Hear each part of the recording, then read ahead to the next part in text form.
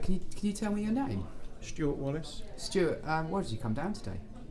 Because I believe that the NHS Citizen project has got more value than many other projects that I've been involved in, and it's a big step forward to be able to speak to the board about some policies.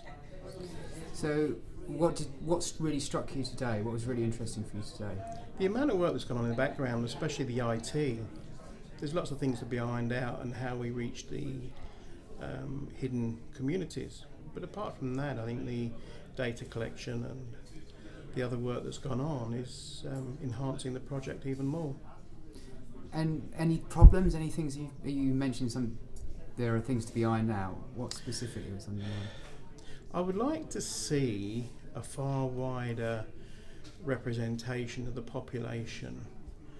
We seem to be still of the same background, same age group, when there are communities out there that really do need our help.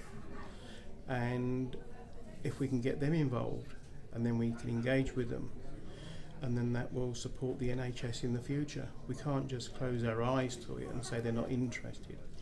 I believe that they are interested, but they just don't know how to reach out and come in. Are there any specific things you're thinking about that we could do that we're not doing at the moment? Yeah, I think first of all we have to recognise that most people go to work, and therefore we could reach many of the excluded group through employers, both large and small. We could reach excluded groups through their faith backgrounds, also through our own contacts. And we don't seem to be doing it. We seem to have this, and many people do, say they're not interested, who cares, they don't want to know, but they do want to know. They come from a different background, they come from a different country, social background. They're living in some of the worst areas within the UK, and they're the people that the NHS in years to come will have to support. And if we don't get this sorted out now, then the bills will come larger and larger. I guess also at events like this, we communicate in a certain way, we use particular types of language. I wonder what you thought of those, that language and the way that we communicate. I think most people who come across me will know that I can understand it. I'm a very simple person. I'm not quite intelligent really. My mum told me. I think it's very understandable.